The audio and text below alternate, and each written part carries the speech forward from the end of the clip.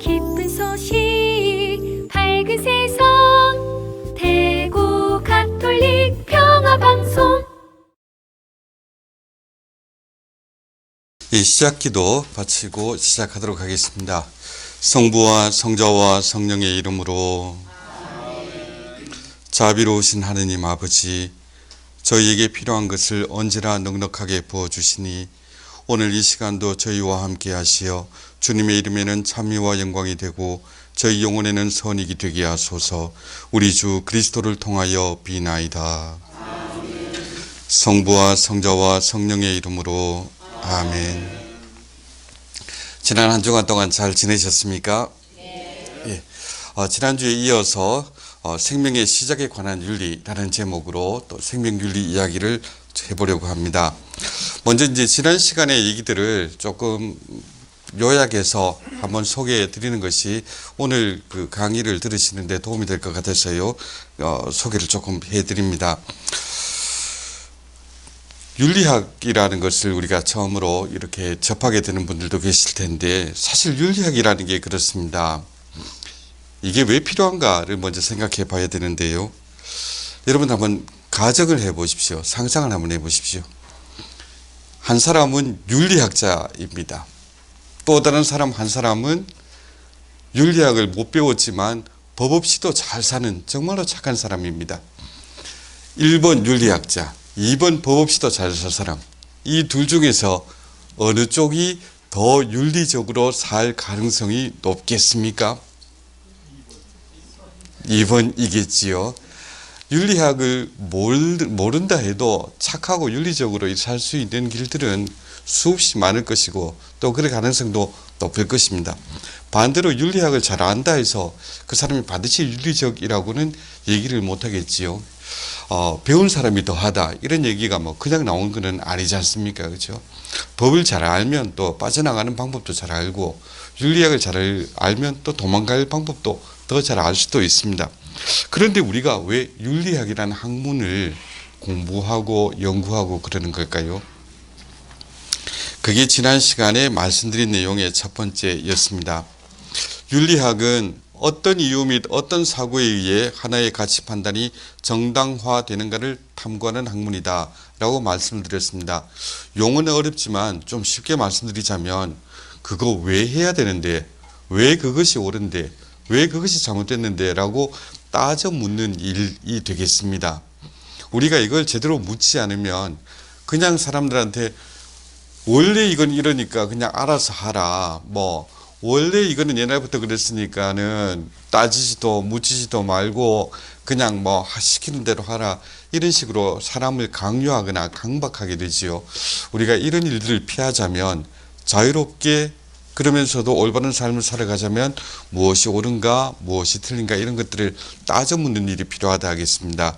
윤리학은 그런 면에서 우리를 자유롭게 풀어주는 학문이지 우리를 올가매고 이제 잔소리를 하는 학문은 아니라 생각을 합니다.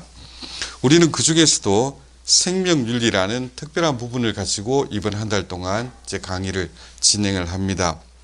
생명윤리는 인간 생명에 대한 간섭, 특히 의학과 생물학에서의 실행 및 그 발전과 관련된 간섭들의 정당성 여부를 고려하는 윤리 철학의 한 분야다, 이렇게 소개를 드렸습니다. 여기서 중요한 것은 간섭이라는 말인데요. 그냥 자연적인 상태에 있을 때는 별로 문제되지 않던 것이 인간들이 거기에 끼어들기 시작하면서 자연의 과정에 개입하고 간섭하기 시작하면서 문제가 되는 부분들이 생깁니다. 우리가 그것들을 따져 물으면서 어느 것이 하느님의 뜻에 맞는 것인가를 알아보는 게 또 윤리신학의 역할이기도 합니다. 예를 들자면 이런 것들이 있었죠. 그 의료자원의 분배 문제. 그러니까 쉽게 예를 들어서 병원에 투석 기계는 2대밖에 없는데 환자는 100명이 몰려들었다. 그럼 그 투석 기계를 누구한테 적용을 해야 될까? 그렇죠? 한정된 의료 자원을 누구에게 쓰는 것이 좋은가, 이럴 때는 우리가 판단을 하고 결정을 내리고 실행을 하고 이런 과정을 거쳐야 되는데요. 그 기준이 뭘까를 이제 따져 묻는 거, 이게 이제 윤리학들이 하는 일이죠. 또 체외순환술이라는 기술이 20세기에 등장하게 됐습니다. 예전에는 심장이 멎고 폐가 멈추면, 그래서 숨이 끊어지면 사람이 생명을 다하는 것이다 이렇게 여겼지만, 이제는 기계를 통해서 억지로라도 심장을 뛰게 만들고 숨을 쉬게 만들 수가 있기 때문에 죽음의 시간을 우리가 조절할 수 있게 되어버렸습니다. 그럼 어디까지 생명을 끌고 갈 것인가, 이런 것들도 우리가 생각을 해봐야 될 문제가 되지요. 생명의 마감뿐만이 아닙니다. 생명의 시작에서도 예전에는 생명은 하느님께서 주시는 거니까 그냥 주시면 받는 것이고 안 주시면 못 받는 것이고 했는데, 이제는 그 영역을 인간들이 이제 간섭하고 개입하기 시작을 했습니다. 아기를 못 낳는 집에는 시험관하기, 이런 기술을 통해서 다른 길을 열어주기도 하지요. 그럼 이것이 어떤 문제를 갖고 있는가, 또 어떻게 가야 될 것인가, 이런 것들을 생각해 봐야 되는데, 오늘 또 다음 주 이렇게 다룰 문제는 주로 요 문제입니다. 생명의 시작에 관한 윤리 문제입니다. 그럼 오늘 다룰 문제 목차로 한번 보자면요. 첫 번째는 보조생식술과 윤리 문제라고 되어 있는데요. 보조생식술이라는 말이 좀 낯설 겁니다. 쉽게 말해서 인공수정이다, 체외수정이다, 시험관악이다 하는 이런 기술들을 일컬어서 이제 보조생식술이라 합니다. 그 다음에 최근에 이제 의학기에 또는 의료윤리 이런 분야에서, 또 생명윤리 분야에서 아주 주목받고 있는 개념인데, 강화, 혹자는 이것을 증강이라고도 이제 번역을 하는데요. 이것의 윤리 문제를 따져보고자 합니다. 그런데 오늘 강의나 다음 주 강의나 그렇습니다. 어떤 분들은 이 강의를 통해서 그 윤리신학의 입장에서 구체적인 이런 기술들 하나하나를 어떻게 윤리적으로 평가하는가, 그 답을 듣고 싶어 하실 텐데요. 그런 얘기를 오늘 드리지는 않을 것 같습니다. 가령 신부님 병원에서 이번에 뭘 하는데 그거 교회에서 금지한 거라면서요, 그거 해도 되나요, 이런 걸 물으시는데, 거기에 대한 답은 제가 구체적으로 드리려고 하는 것이 아닙니다. 왜냐하면 이 강의가 전문적인 어떤 그런 분야를 다루는 강의라기보다는 여러분들의 어떤 신앙생활에 도움이 되기 위해서 좀 일반적인 얘기를 하는 게 맞다 생각해서 그렇습니다. 그래서 기술 하나하나의 윤리적인 평가보다는 우리 자신의 삶을 이런 기술 사회의 변화 속에서 어떻게 바라볼 것인가 하는 것들을 말씀드리는 쪽으로 가겠습니다. 그럼 첫 번째 이제 보조생식술의 윤리 문제라고 제목을 붙였는데요. 사실 우리가 인공수정이다 이런 얘기를 하지만은, 인공이라는 말을 쓸 때는 그 뜻이 좀 애매한 부분이 있습니다. 인공이라는 것은 원래 없던 것을 사람이 만들어내는 거지 않습니까? 그죠? 그런데 사람의 생명에 관해서는 없던 것을 만들어내지는 않습니다. 공장에서 우리가 뭘 찍어내듯이, 그죠? 화학약품을 섞어갖고 아기를 탁 만들어내고 그러진 않아요. 살아있는, 이미 생명을 갖고 있는 인간의 세포를 통해서 그 다음 단계로 나아가는 것이기 때문에 사람이 생명을 만드는 것은 아니다 하는 의미에서 인공이라는 말을 쓰지 않고 보조생식술, 그러니까 자연이 이렇게 이끌어가는 대로 가되 거기에 이제 보조하는 기술을 첨가한다, 이런 의미로 말을 쓰겠습니다. 이게 왜 문제가 되는가를 오늘 한번 따져보겠습니다. 예컨대 요런 사진, 그 한 백인 어머니가 그 귀여운 아이를 안고 있습니다. 혹시 어느 집 애인지 짐작하시겠습니까? 사진만 보고는 도저히 알 수가 없는데요. 어느 집 애인가 하면 영국 황실의 이제 손자입니다. 이제 얘는 별일 없이 크면 아마도 또 영국의 황제가 되겠지요. 태어나 보니까 모든 게 다 해결된 것 같습니다. 그죠? 얘가 크면서 돈이 없어서 고생을 하겠어요. 관심을 못 받아서 힘들겠어요. 사람들한테 무시를 당하겠어요. 태어날 때부터 탄탄대로인 것 같죠. 학교에서 그래서 제가 이 사진을 딱 보여주면서 이해가 도대체 없는 게 뭐겠느냐, 뭐가 모자라겠느냐 하니까 우리 학교 학생들은 예리하게 집어냅니다. 탈모 유전자가 있어요. 그래요. 그거 말고는 아무 문제가 없을 것 같은데요. 금수저, 극수저 이런 논쟁을 벌이지만 태어나면서부터 어떤 사람들은 많은 이득을 갖고 나오기도 합니다. 지난 2015년에 보던데요. 이런 내용입니다. 최고 어린이 주식 부자는 모 회장님의 친손자 12살인데요. 이날 종가 기준으로 264억 4천만 원을 기록했다. 회장의 외손자로 알려진 초등학생 6명은 똑같이 258억 3천만 원씩 보유했다. 초등학교 나이인데 흔히 세상에 사는 말로 부모를 잘 만나서 초등학생의 나이로 260억쯤을 이제 갖고 인생을 시작하는 셈입니다. 많이 다르겠지요. 많이 유리하겠죠. 저는 이런 돈을 구경도 해본 적이 없을 뿐만 아니라 아마도 그 강의를 들으시는 여러분들 중에서도 평생 걸쳐서 이 돈을 과연 만들 수 있을까? 대부분은 어렵지 않을까 이렇게 생각을 합니다. 그런데 누군가는 태어나면서부터 이제 이런 거를 갖고 태어나기도 합니다. 그런데 그 반대도 있지요. 태어나면서 이제 불이익을 받는 경우들도 있습니다. 태어나 보니 집이 찢어지게 가난하다. 태어나 보니 어떤 장애를 갖고 태어났다. 이래서 남들보다 더 힘든 출발점에서 인생을 시작해야 되는 경우도 있습니다.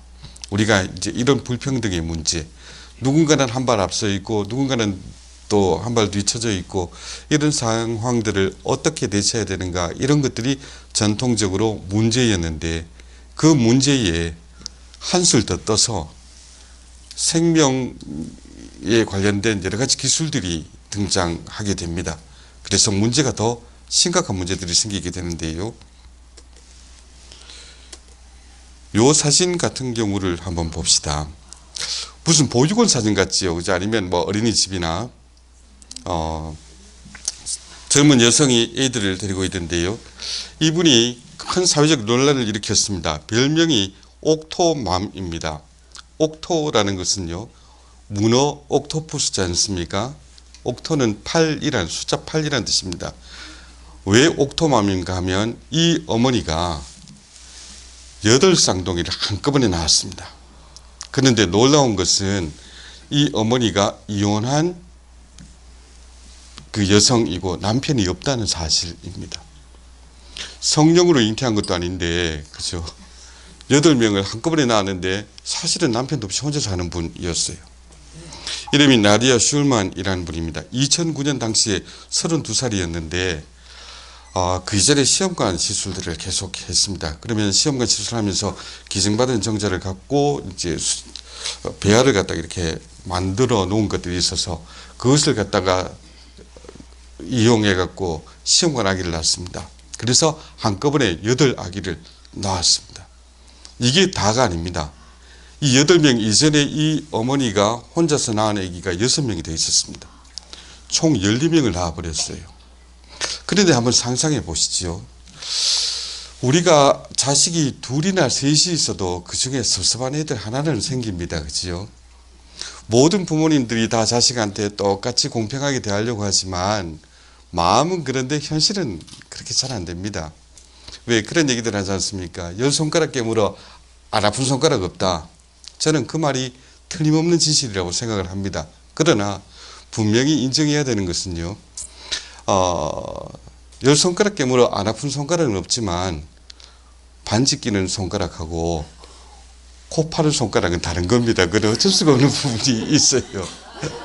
아무래도 여러분들도 그러시지 않습니까?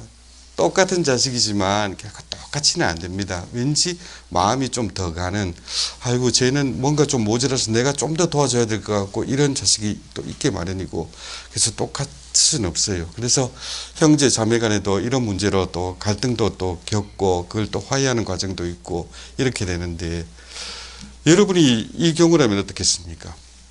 8분의 1로 태어나갖고 내 옆에 나하고 똑같이 생긴 애가 7명이 더 있는 거예요. 이게 다가 아니고 총 14남매 중에 하나로 태어났기 때문에 내가 14분의 1로 엄마의 정을 받고 살아야 되는 겁니다. 아버지는 어디 간지도 없어요. 그러면 이 아이가 과연 다른 아이들과 견주어서 비슷한 어떤 환경이라든가 비슷한 사랑을 누리면서 클 수 있을까? 아무래도 좀 어렵겠지요. 그죠? 근데 이런 것이 자연 상태에서는 가능했겠습니까? 불가능했겠습니까? 절대로 불가능한 일입니다. 그죠? 사람이 단세포 생물이 아닌 이상 결혼도 안 하고 혼자서 애를 갖다 이렇게 낳을 수는 없는 겁니다. 그런데 의학 기술이 발전하면서 이런 일이 생겨나게 되었습니다. 그 다음은요, 얼마 전까지 세계 최고령 산모로 기록에 있던 분입니다. 마리아 카르멘 델 부사다라는 미국의 어머니인데 이분의 연세가 출산할 당시에 67세였습니다. 67세인데 이게 서양 사람들 만 나이로 67세니까 우리 나이로는 사실은 69세쯤 됩니다. 그런데 이분이 시험관 아기를 통해서 난자 기증을 받아갖고 시험관 아기를 통해서 아기를 낳았습니다. 쌍둥이를 출산했는데 안타깝게도 연세가 있다 보니까 출산하고 2년 후에 돌아가셔 버렸습니다. 그러니까 이 애들은 어떻게 되겠어요? 애들은 태어나자마자 엄마하고 정을 쌓을 틈도 없이, 그죠? 제대로 한번 얘기도 한번 못 해보고 고아신세가 되어버렸습니다. 이게 자연 상태에서 가능한 것인가? 아니지요. 이런 기술들이 없었다면 이 불가능한 일이었습니다. 시험관 아기 같은 이런 기술이 없다면 이런 문제가 생기지 않았을 겁니다. 그죠? 그런데 기술이 발전하면서 우리가 이런 가정들을 보게 됐습니다. 국내에서는 만 57세 여성이 쌍둥이를 출산한 게 현재까지 최고령 출산 기록인데, 이 경우에도 이미 폐경을 거쳤기 때문에 정상적으로는, 정상이란 말이 좀 어떨지 모르겠습니다만, 자연 상태에서는 임신이 될 수 없는 사람이었습니다. 그런데 이제 의학 기술에 힘입어서 임신하고 출산을 했죠. 근데 최근에 이런 기록들을 깨는 또 일이 벌어졌습니다. 현재 세계 최고령 산모로 추정되는, 아직 공식적으로 확정되지는 않았습니다만 추정되는 분은 인도의 74살 에라마티라는 분인데요. 이분이 지난 9월 5일에 74세의 나이로 애들을 이제 둘이를 낳았습니다. 역시 이제 난자 기증에 의한 시험관 시술, 이것이 출산의 이제 비법이었습니다. 그래도 뭐 이런 출산을 떠나서 이런 분들을 보면 참 한편으로 부러워지는 면도 있죠. 아무리 그런 기술을 썼다 해도 74세 나이로 얼마나 건강하면 그래도 이런 힘든 일들을 다 겪어냈겠느냐, 참 부러운 것도 사실이지 싶습니다. 하여간에 이런 기술들이 생겨서 우리가 알지 못했던 일들이 생겨나니까 이걸 어떻게 봐야 될 것인가가 문제가 됩니다. 우리나라의 난임 같은 경우에도 이제 이 보조생식 기술과 크게 관련이 있게 되겠죠. 난임은 사실은 이제 우리 사회에도 아주 심각한 문제입니다. 우리나라의 합계 출산율이요, 2015년에 1.25명으로 세계 220위였습니다. 이게 2018년이 되면 0.97명이 됩니다. 이게 무슨 소린가 하면, 적어도 한 사람이 살면서 한 명은 낳아야 인구가 유지가 되잖아요. 그런데 한 명도 안 낳는다. 점점 새 생명은 줄어가고 젊은 사람들이 점점 없어질 거고 점점 인구는 줄고 나라가 없어질지도 모른다 하는 얘기입니다. 그러면 이게 왜 이렇게 출산율이 낮은가에 대해서 여러 가지 이제 원인들이 있는데, 그 중에 하나가 임신이 어렵다 하는 것도 문제입니다. 우리나라 같은 경우에는 15세에서 39세까지 배우자를 가지고 있는 가임 여성, 임신할 수 있는 여성 중에서 임신이 안 되는 경우, 일부러 임신을 피한 게 아니라 임신을 힘들어하는 경우가 약 13.5% 정도 추산되고 있습니다.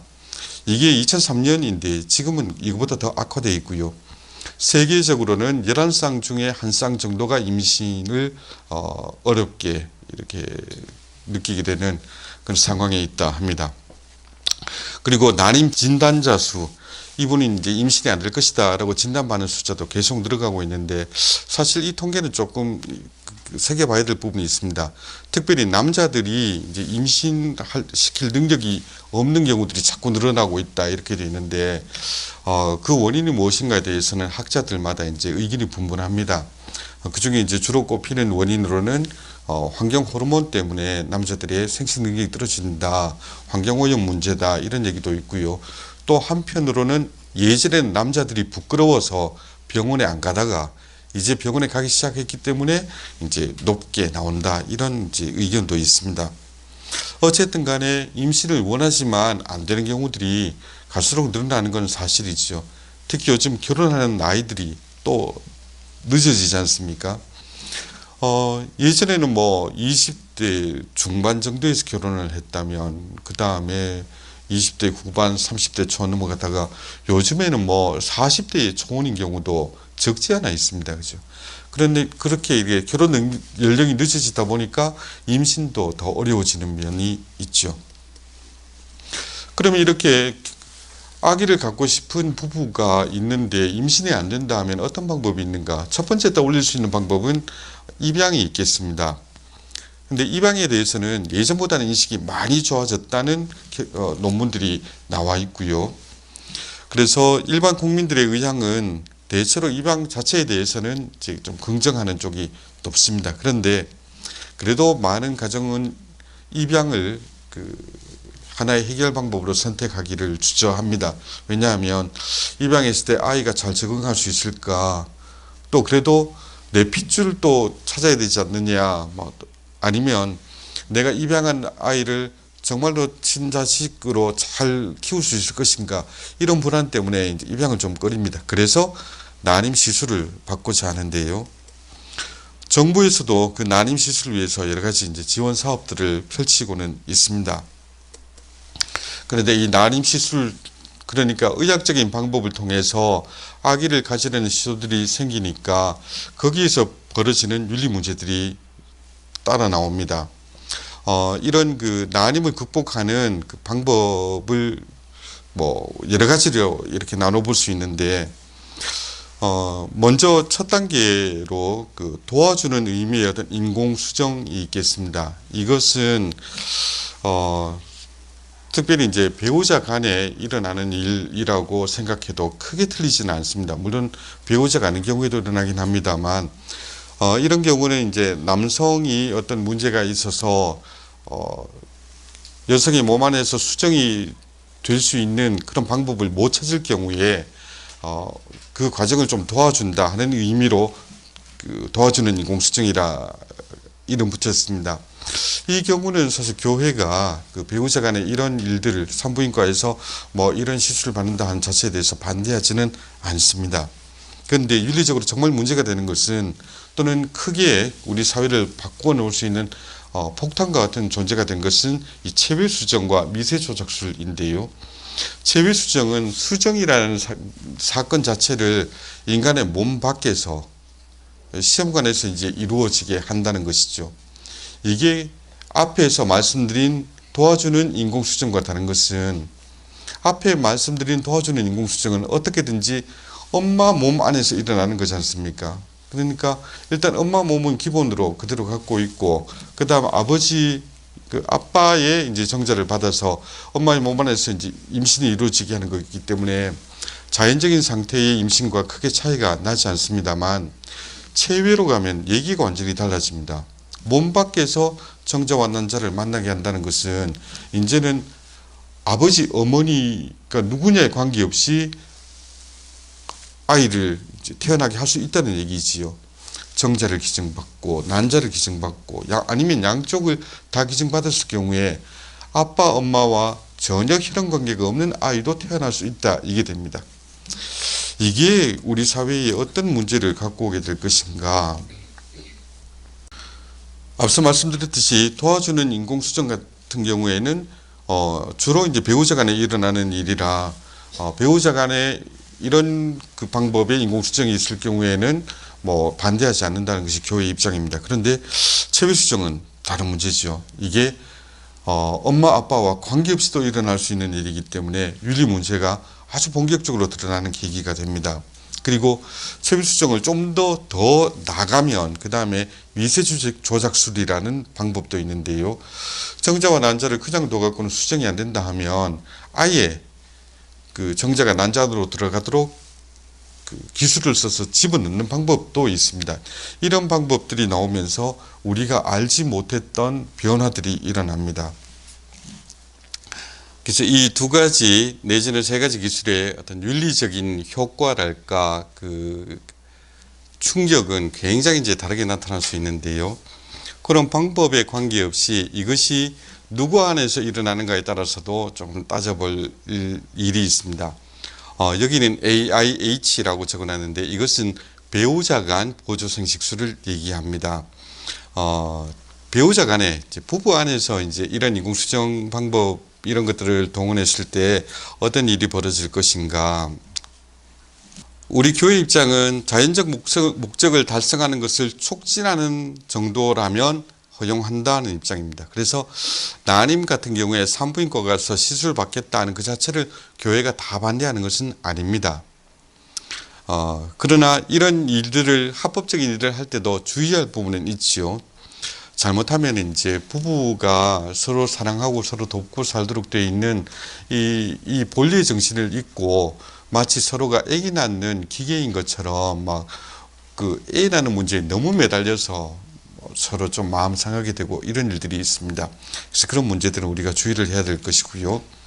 AID 그러니까 배우자가 아닌 경우에 이런 보조생식수를 쓸 때는 문제가 상당히 심각해집니다.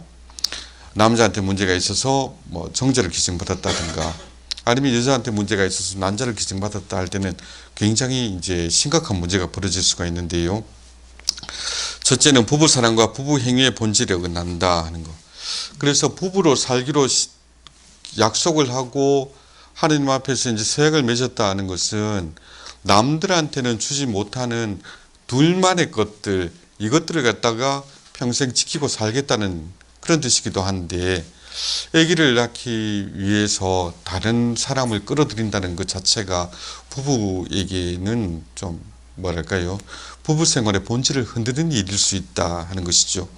둘째는 인간을 상품화하는 그런 위험도 있습니다. 그러니까 정자 기증, 난자 기증 이런 거 할 때 그걸 돈 주고 사고 팔게 되면 그 사람을 인신매매하는 거나 크게 다를 바가 없지 않습니까? 그렇죠? 그 다음에 물질주의적 사고방식의 확산이랄까요. 이제 생명마저도 돈만 있으면 못하는 게 없다. 이런 생각을 하게 될 수 있다는 거지요. 그리고 새로운 인종차별이라고 했는데요. 이런 이제 시술을 받고 하는 것들도 아무래도 돈이 필요한 일이라서 그러면 없는 집은 뭐 이렇게 살아야 되고 있는 집은 이런 기술을 써서 또 다른 모양으로 가정을 꾸리고 이렇게 된단 말인가 이런 우려를 낳고 있기도 합니다. 좀 더 자세히 살펴보면요. 조금 전에 드린 말씀이지만 보조생식수를 동원하게 될 때 그러니까 난임을 위해서 산부인과를 이제 왔다 갔다 할 때 많이들 겪는 문제가 이것입니다. 인격적인 품위를 상실한달까요. 결혼해서 사는 게 그 아기 낳는 공장이 되라고 사는 건 아니지 않습니까? 그래서 살다 보면 또 이게 아기가 설 수도 있고 안 될 수도 있는데 그런데 예전에는 이런 걸로 막 강요하고 이런 게 많았죠. 네가 며느라 우리 집 뭐 아들을 낳아갖고 대를 이어야 된다 뭐 이런 얘기들 하면서 또 아들 못 낳았다고 막 과시를 하고 이런 경우들이 많았습니다. 근데 이런 경우가 거꾸로 뒤집고 보면 그렇죠. 내가 남편과 이렇게 결혼해서 행복하게 살려고 시집 온 것이지 애 낳는 기계로 여기 온 것은 아니지 않느냐. 근데 기술이 발달하면서 자꾸 이제 방법 밀리니까 옆에서 이제 떠다 밀고 그 병원 가봐라 이거 해봐라 저거 해봐라. 그래서 그게 또 병원 간다고 다 되는 건 아니잖아요. 그러면은 그 막상 여성 자신도 심리적으로 굉장히 힘든데 거기다 자꾸 또 말을 붙입니다. 남들은 다 되는데 니는 안 되노 뭐 이러고 한마디 던지는 것들이 큰 상처가 이제 되는 거지요. 남자도 마찬가지입니다. 비슷한 문제를 겪을 수 있어서 인격적인 품위의 문제 한번 생각해 볼 수 있고요. 둘째로는 이제 태어나는 아동의 복지 문제입니다. 특히 이제 비배우자 간에서 뭐 기증을 받아 갖고 아기를 가졌다. 어떤 경우에는 이제 엄마가 자궁 근종 뭐 이런 병으로 아기를 임신하기가 어렵게 됐다. 뭐 이렇게 됐을 때 남의 자궁을 빌리는 경우도 있습니다. 이제 그게 대리모가 되겠죠. 그럼 대리모 같은 경우에도 국내도 이제 그런 사건들이 들어 있었습니다. 최근에도 생겼던 일인데 올해도 어느 좀 재력이 있는 집안에서 그 아기를 갖고 싶었는데 그 며느리가 자궁이 약해갖고 임신이 안 된다. 그래서 이제 대리모를 동원하게 됐습니다. 그런데 이 대리모가 원래 돈을 얼마 받기로 하고 임신하고 출산을 했는데 돈을 한번 벌어보니까 자꾸 욕심이 생기는 거예요. 처음에 몇 천만 원 받아갔다가 그 다음에 또 나타났고 5천만 원 해내라. 그 다음에 또 3천만 원 해내라. 이게 수십억 단위로 커져 버리니까 결국은 못 참고 이제 이 부부가 신고를 했습니다. 그래서 이제 그 여성이 체포된 경우인데 이런 경우에 자칫 잘못하면 그죠. 아기가 어떤 취급을 받겠는가 이거 좀 의심을 해봐야 됩니다. 그런 경우도 있죠. 대리모를 선택해갖고 아기를 낳고자 했는데 그래 놓고는 의료에 있던 부부가 차 타고 가다가 교통사고로 갑자기 죽어버렸습니다. 그럼 대리모가 그 애를 낳아갖고 길러야 되는데 엄마로서 애를 기를 마음의 준비 이런 게 돼 있을까요? 여건이 될까요? 안 되거든요. 애가 어떡할 거냐 말이죠. 가족관계 혼란도 문제가 됩니다. 대리모 문제 자꾸 말씀드리게 되는데 대리모 문제나 또는 뭐 기증의 문제에 있어서 주로 친족들이 이렇게 개입하게 되는 경우들이 있습니다. 특별히 이제 난자를 공여받았다 할 경우에 이게 누구신지도 모르고 그냥 임신할 수는 없지 않느냐. 그래서 이제 그런 경우들이 있어요. 산부인과에 왔는데 난자 기증을 받아서 체외 수정을 통해서 아기를 갖고 싶다. 그런데 난자 기증을 받는데 누군지도 모르는 사람한테 받기는 꺼림칙하니까 언니의 난자를 기증받아서 임신을 하겠다. 그러면 그렇게 해서 태어난 아이가 있다 할 때는요. 얘한테는 누가 엄마가 되고 누가 이모가 되는 것인가. 이게 참 어려운 문제가 되지요. 심지어는 딸 대신에 그 친정 어머니가 임신을 해준 경우도 있습니다. 그런 경우는 애가 태어났는데 누가 어머니고 누가 외할머니인가 이게 이상해져 버려요. 그냥 호칭만의 문제가 아닙니다. 그냥 호칭이야 뭐 이렇게 정해갖고 어릴 때부터 이분이 어머니시다 이분이 외할머니시다 이러면 되는 문제인데 법으로 가게 되면 이게 골치 아픕니다. 상속하게 되는 경우에 있잖아요. 어른 돌아가셔서 상속해야 되는데 그럼 상속의 순위를 가려야 되지 않습니까? 그럼 얘가 누구한테 상속을 받아야 되고 얘가 누구한테 권한을 갖고 있는지 이게 굉장히 복잡한 문제가 되어버리시죠. 우리가 과연 그런 것들을 감당해낼 준비가 되어 있는가. 그리고 배아의 냉동 보존에 관한 문제도 있습니다. 요즘은 이제 그 난임 시술을 하기 위해서는 한 번으로는 잘 안 됩니다. 평균적으로 세계적으로는 한 21% 정도가 그 체외수정을 해도 임신에 성공을 한다 이렇게 보고 있는데요. 한 번 해갖고 잘 안 되니까 이 시술을 갖다가 두 번, 세 번을 하려고 하는데 그때마다 그 엄마의 몸에 호르몬 주사를 놓고 난자를 채취하고 이게 굉장히 힘든 일이 되잖아요. 그러니까 한 번에 해갖고 수정란을 이제 만들어갖고 배아를 만들어갖고 냉동 보관하다가 한 번 실패하면 그 다음에 또 쓰고 이렇게 합니다. 그러면 이런 경우에 이미 정자와 난자가 수정해갖고 배아를 만든 경우에 요 배아를 갖다가 엄마의 몸 안에만 넣으면 사람이잖아요. 그죠? 사람이 태어나잖아요. 그런데 그걸 그렇게 몸에 집어넣기 전까지 냉동고에 보관하고 있다고 해서 우리가 다른 물건처럼 취급해도 되는가? 두 번, 세 번 시술을 하려고 세 번 쓸 만큼 배아를 만들었다. 그 중에 하나만 엄마 몸 안에 넣었다. 나머지 둘은 버려도 되는가? 참 어려운 문제입니다. 그렇죠? 그리고 냉동 보존된 배아의 생물학적인 아버지, 어머니 또는 부모가 사망을 했다면 그러면 냉장고 안에 있는 그 배아가 상속을 받아야 되겠습니까? 어떡합니까? 상당히 좀 복잡한 문제가 되지요. 이혼을 했을 경우에는 그러면 보존되어 있는 이 배아는 어떻게 할 것인가?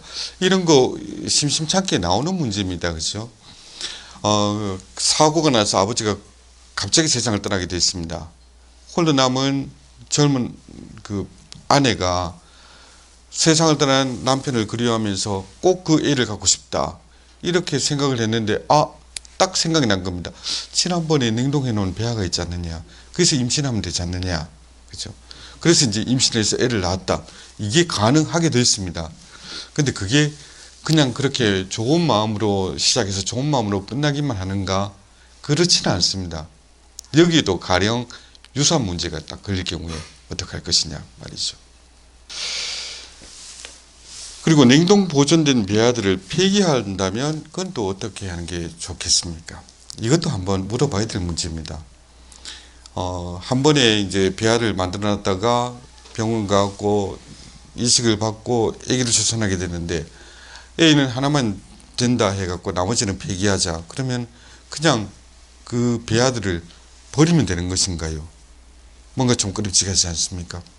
그래서 이런 문제들을 따져 물어야 될 과제가 우리에게 있습니다. 맞춤학이라는 것도 최근에 등장을 합니다. 영국에서 있었던 일인데요. 아들을 하나 낳았는데 얘가 선천적으로 어떤 그 질병을 갖고 태어납니다.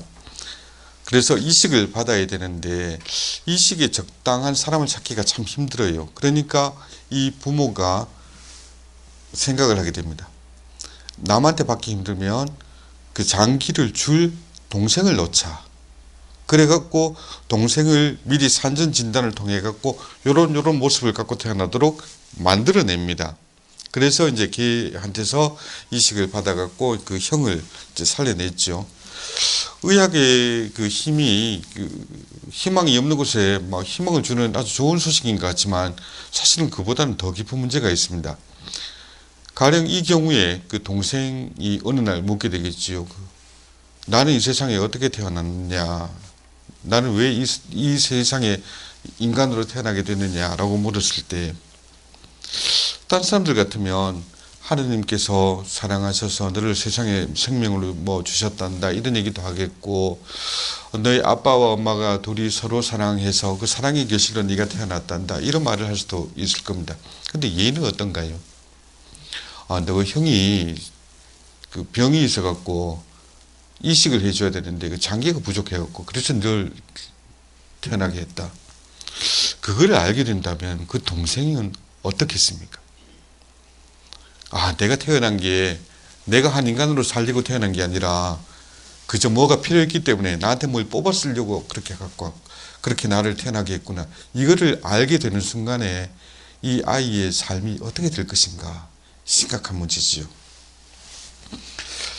그리고 여기에 이제 관련해서 이렇게 생명의 시작에서부터 인간의 기술로 뭔가를 조작하고 만들어낼 수 있게 된다 할 때 이것을 윤리학자들은 이제 슬리퍼리 슬로프라는 용어를 써서 걱정하기도 합니다.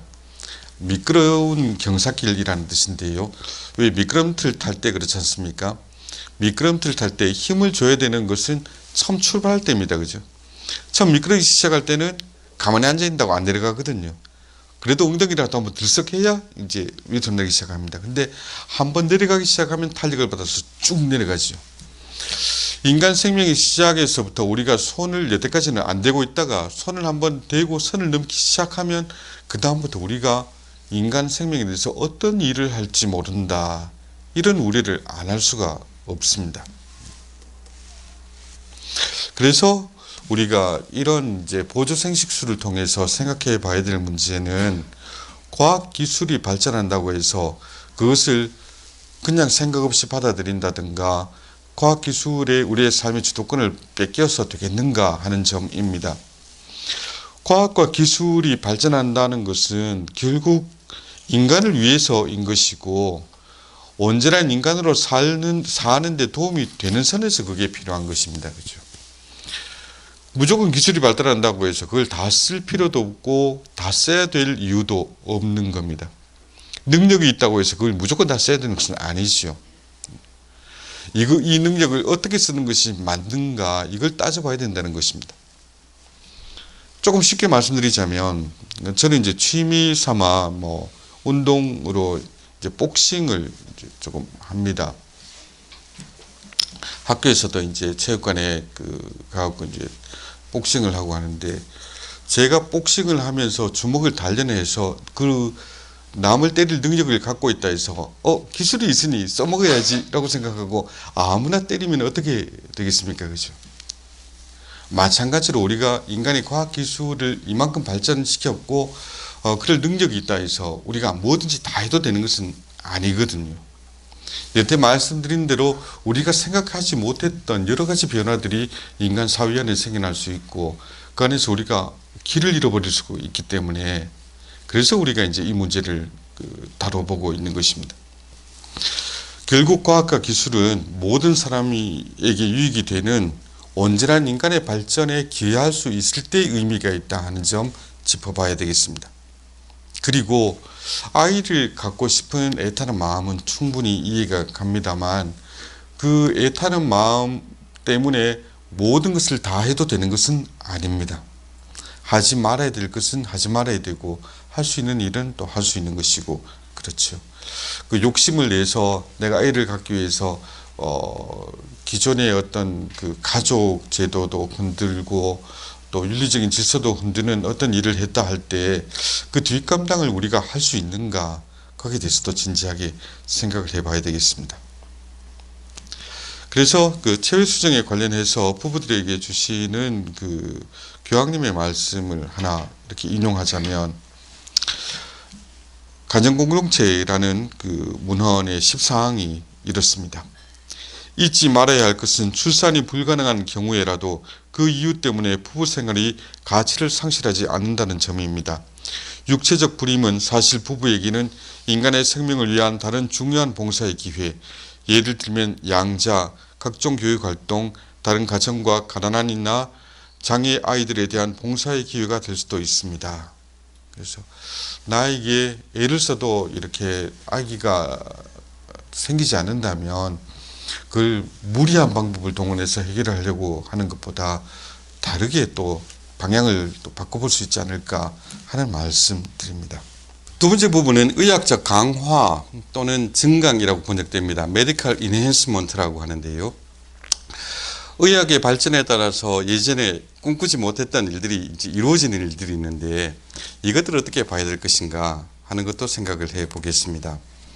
이게 강화, 증강이라는 게 어떤 것인가를 좀 쉽게 말씀드리자면 그렇습니다.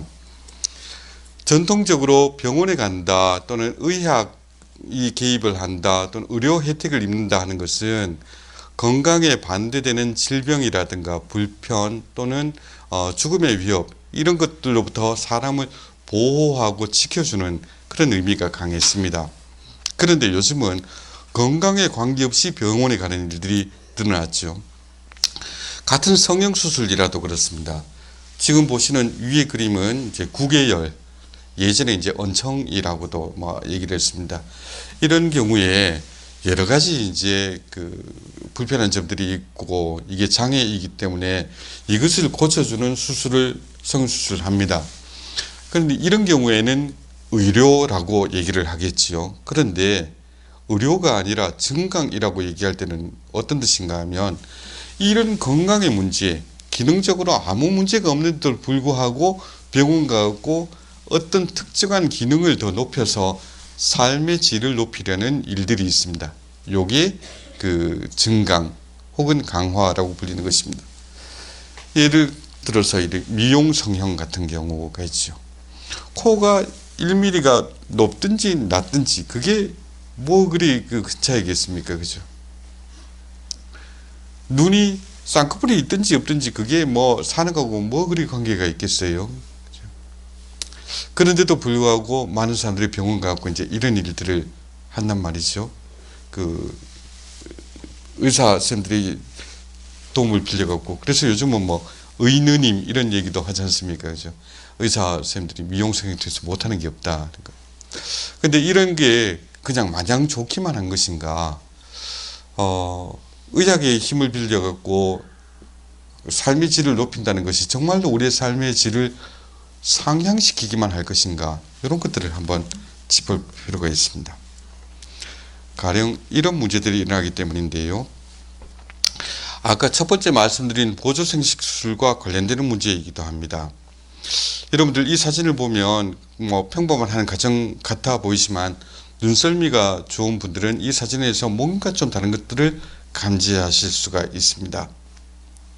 혹시 눈에 띄는 거 하나 찾으실 수 있겠습니까? 한 커플이 두 아기를 가운데 데리고 있는 사진인데요. 아빠 엄마가 아니고 엄마입니다. 사실은 동성연애를 하는 두 사람이 결혼을 하고 가정을 이루고 싶어서 같이 살면서 아기를 가져야 되겠는데 여자들만 가정이라고 있으니까 아기가 생길 수가 없잖아요.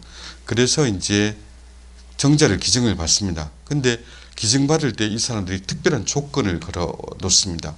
뭔가 하면 3대째 청각장애를 가진 집에서 정자를 기증받습니다. 이게 어찌된 일인고 하니 이 두 사람이 동성애자이면서 청각장애자입니다. 그러면서 자기들끼리 생각을 하는 거죠. 우리는 세상 사람들이 잘 이해할 수 없는 독특한 우리 삶의 양식을 갖고 있다. 거기다가 우리는 청각장애도 있고 이러니 다른 사람과 더 다른데 우리 사이에 태어나는 아이가 귀가 들린다면 결코 우리의 생활을 또는 우리의 세계를 이해하지 못할 것이다. 그래서 우리가 진짜 서로 이해하는 한 가족이 되기 위해서는 우리의 아기도 귀가 안 들려야 된다. 청각장애를 갖고 있어야 된다. 이런 생각을 하게 된 겁니다. 그래서 3대째 청각장애를 가진 집에 가갖고 이제 정자를 기증받아갖고 애를 태어나면서부터 청각장애아로 태어나도록 그렇게 이제 계획해서 만들어진 가정입니다. 이게 지난 2002년에 그 의학윤리 학술지에 소개된 그 사연이었는데요. 이게 소개되자마자 사람들이 빗발치는 비난을 가했습니다. 어떻게 그럴 수가 있느냐. 당신들 둘이 좋아갖고 여자들끼리 가정을 꾸리고 살겠다. 뭐 그건 당신들 뜻이니까 뭐 어떡하겠느냐. 그런데 왜 당신들 사이에 이런 기술을 써서 애를 태어나게 하고 그 애가 태어날 때부터 청각장애인이 되도록 하느냐.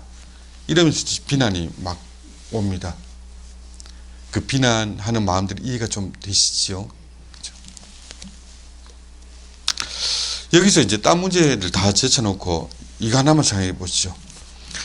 그러면 청각장애 아이를 의도적으로 탄생하게 한 것이 왜 나쁜 짓인가요? 왜 윤리적으로 비난을 받아야 되는 일인가요? 무엇이 잘못된 것입니까? 흔히들 이렇게 대답할 겁니다.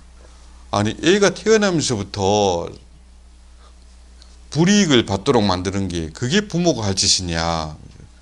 남들보다 앞서 나가기는 못할 망정 아예 남들보다 출발도 늦게 만드는 게 그게 부모가 할 짓이냐. 이렇게 비난할 겁니다. 그러면 이 경우는 어떨까요? 남들보다 떨어지게 만드는 것이 비난받을 일이라면 남들보다 잘나게 만드는 것은 그러면 문제가 없는 것일까요? 지난 2012년 5월 18일 날 그 스탠포드 대학의 그 학보에 이런 광고가 실렸습니다. 요 사진에 보는 요 광고입니다. 난자 기증자를 구합니다. 보상은 잘 해드리겠습니다. 그렇게 제목을 걸고 광고를 냈는데요. 그 내용들이 이렇습니다.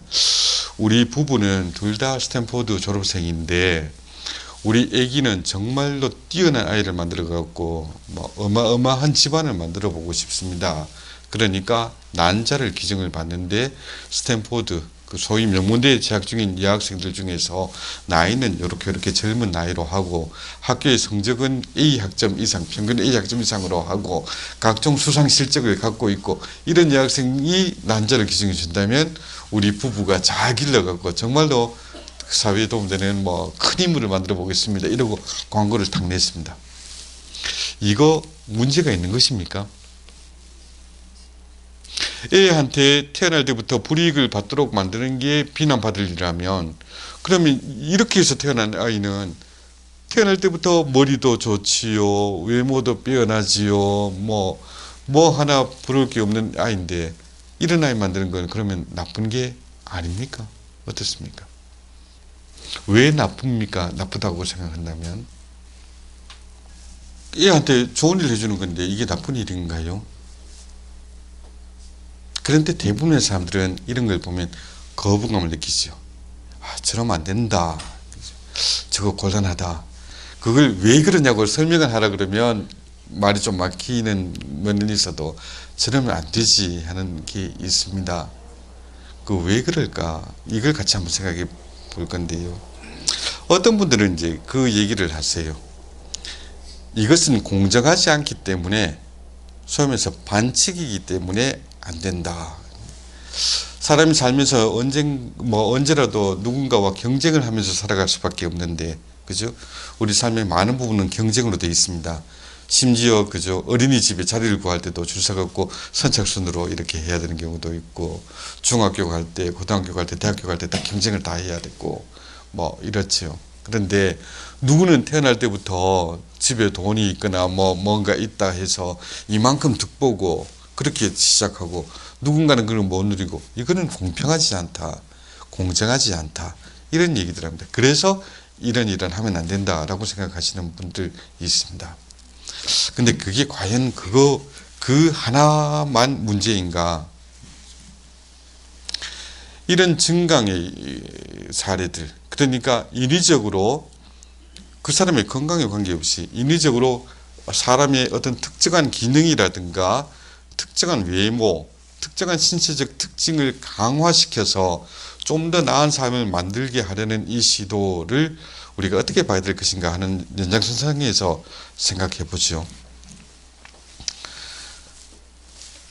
그러니까 이것은 이제 마이클 샌델이라고 최근에 그 한국 사회에서도 굉장히 많이 이렇게 읽히고 팔렸던 책, 정의라 무엇인가, 그 저자가 다른 책에서 소개하고 있는 내용들입니다. 이 책에서 이제 그 마이클 샌델 교수가 이렇게 묻습니다. 유전자 치료를 이용해서 근위영양증을 완화하고 노화에 따른 근육 손실을 복구한다면 반대할 사람이 없겠습니다. 그런데 운동선수가 자신의 능력을 향상시킬 목적으로 유전학적인 기술을 사용한다면 어떨까?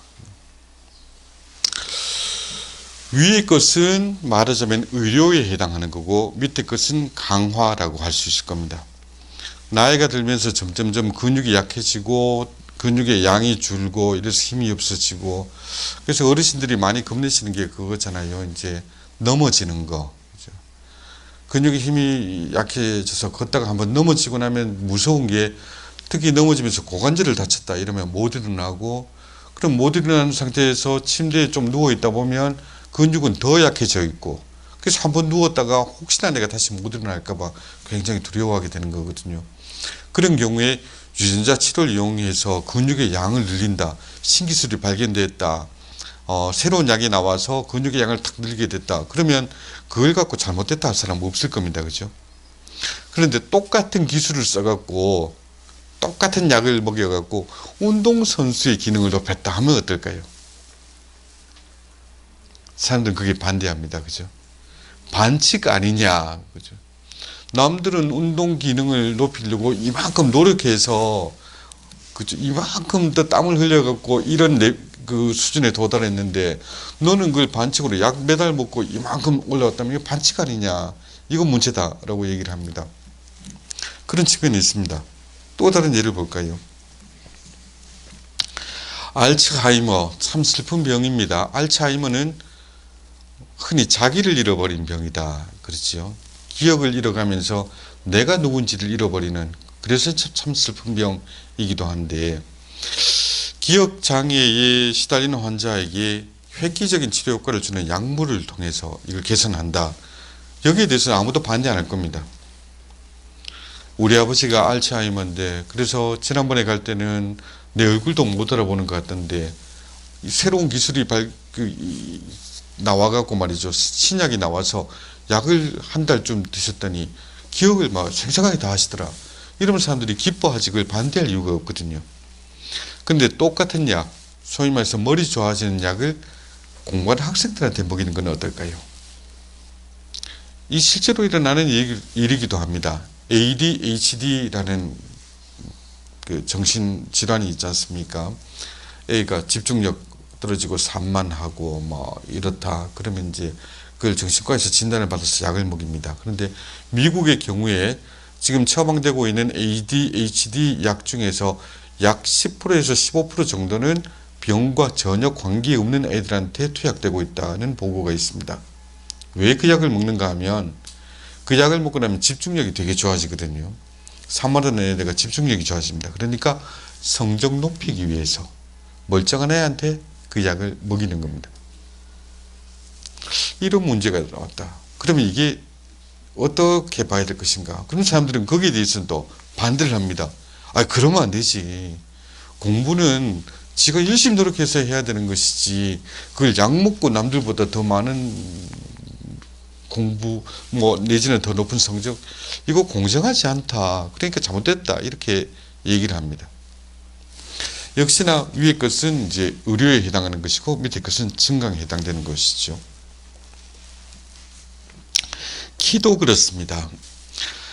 성장 호르몬을 주면 키가 커지는 그런 경우들이 의학적으로 좀 있습니다. 그래서 인정되고 있는 그 병들은 가령 소아 성장 호르몬 결핍증이라든가 터너 증후군이라든가 누난 증후군이라든가 이런 경우에는 성장 호르몬을 주면 이 병들이 낫습니다. 그래서 이런 경우에는 의료라고 볼 수가 있는데요.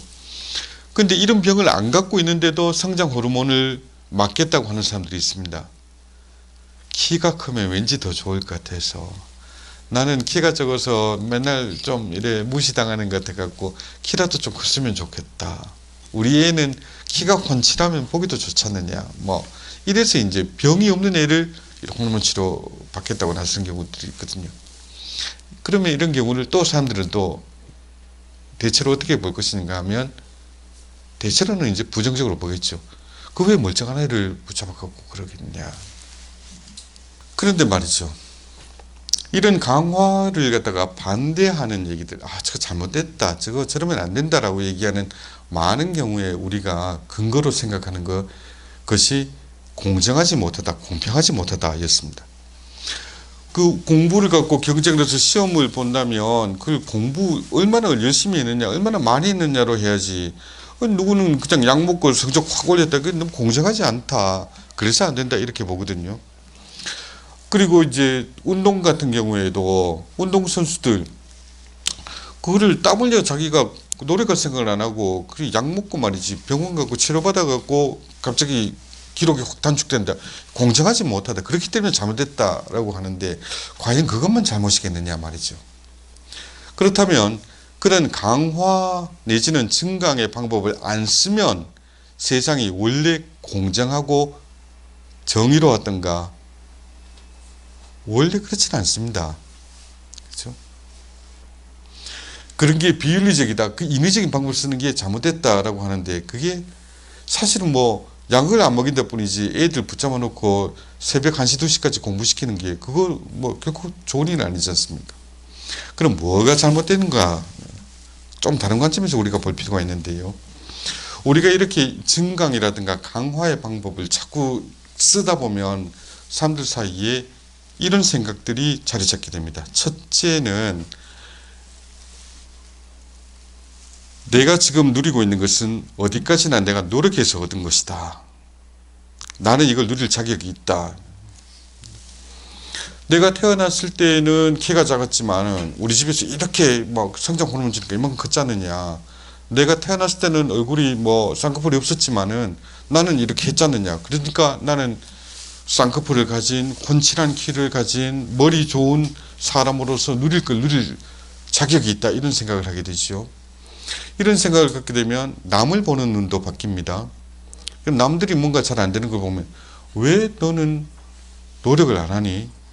네가 외모 때문에 차별받는다고 생각하면 왜 너는 다이어트를 하고 왜 성형외과에 갔고 수술 안 받니? 라고 이제 묻기 시작을 합니다. 이런 게 이제 우리에게 정말로 큰 위협이라는 것이죠. 마이클 샌들 교수는 그 점을 이렇게 얘기를 합니다. 첫째로 우리에게 필요한 것은 우리의 재능이나 능력이 행위의 소산이 아니라는 것, 그래서 전적으로 우리의 소유가 아님을 인정하는 것, 이게 필요하다 합니다. 이게 마이클 샌들 교수가 일부러 그리스도교적인 얘기를 일부러 하려고 하는 건 아닌데, 이게 교회의 가르침과 굉장히 이제 큰 맥락에서 유사합니다. 굉장히 비슷합니다. 우리가 늘 얘기해왔던 것도 그렇죠. 우리의 생명은 선물이다. 하나님께서 주신 선물이다 하는 거. 우리가 내가 힘들어서 얻어낸 것이 아니라 하나님이 주신 선물이기 때문에 우리가 값에서 겸손할 수가 있는 거예요. 그죠? 남들이 나보다 좀 적게 가졌을 때 이건 내가 잘났기 때문에 내가 더 많이 가지고 저 사람은 못났기 때문에 뭐 노력을 안 했기 때문에 저렇게 산다가 아니라 나는 하느님께 참으로 감사하게도 이런 많은 것들을 받고 태어났기 때문에 이러한 삶을 살 수 있지만 저 사람은 안타깝게도 나와 같은 것을 못 갖고 태어났기 때문에 어려운 처지다. 저 사람이 뭐 다른 탓이 있는 게 아니라 태어날 때부터 앞이 안 보이고 귀가 안 들리는데 어떡하겠느냐. 그러니 내가 더 많이 받은 사람으로서 좀 더 많이 받은 처지에서 좀 더 나눠줘야지. 이게 되잖아요. 근데 이걸 갖다가 이런 생각을 못 하게 되고 아니 하면 되잖아. 병원 가갖고 약 먹으면 되잖아. 수술하면 되잖아. 이렇게 돼버리면 남들의 불행을 보고도 마음이 안 움직이는 겁니다. 아니 당신이 이렇게 장애가 있어서 살기가 힘들면 왜 노력 안 하느냐. 그럼 빨리 병원 가갖고 수술 받아야 될 거 아니냐. 이렇게 돼버리는 거예요. 내가 도와줄 생각을 안 하고. 둘째로 세상에 있는 모든 것이 우리의 욕구나 처리 여하에 따라 우지할 수 있는 것은 아니라는 점을 인정하는 일. 이거 굉장히 중요한 부분입니다. 저 사람이 가난한 게 가난하고 싶어서 그렇게 했느냐. 저 사람이 힘들게 사는 게 힘들고 싶어서 그렇게 했느냐. 안타깝게도 저 사람이 태어났을 때 그 부모님이 너무 형편이 어려웠고 또는 신체적으로 이런 그 장애가 있었고 이러니까 노력해도 안 되는 부분이 있지 않느냐. 그거 자기 탓이 아니니까 그 사람한테 책임을 돌릴 게 아니라 우리가 서로 도와서 어떻게든지 같이 살게 하자. 이걸 해야 된다는 거죠. 시간 관계상 넘어갑니다. 그래서 이제 생명의 시작에 관한 윤리 문제, 오늘 첫 시간의 내용을 간단하게 요약하자면 그렇습니다. 생명을 하나님 주신 선물로 받아들일 때는 사람들 간에 차이가 나는 부분을 차이로 받아들일 수가 있습니다. 하나님이 내게는 빛나는 눈을 주셨고 저 사람에게는 똑똑한 귀를 주셨다. 그러면은 나는 저 사람이 못 보는 것을 보고 저 사람한테 알려주고 내가 잘 듣지 못하는 것은 저 사람한테 얻어들으면서 우리가 서로 돕고 살아야지. 이게 되거든요. 그런데 기술을 써서 의학의 힘으로 이걸 해결하자라고 달려들면 자칫하면 이게 차별이 되어버립니다. 내가 지금 남들보다 더 많이 누리는 것은 내가 잘났고 더 많이 노력했기 때문이다.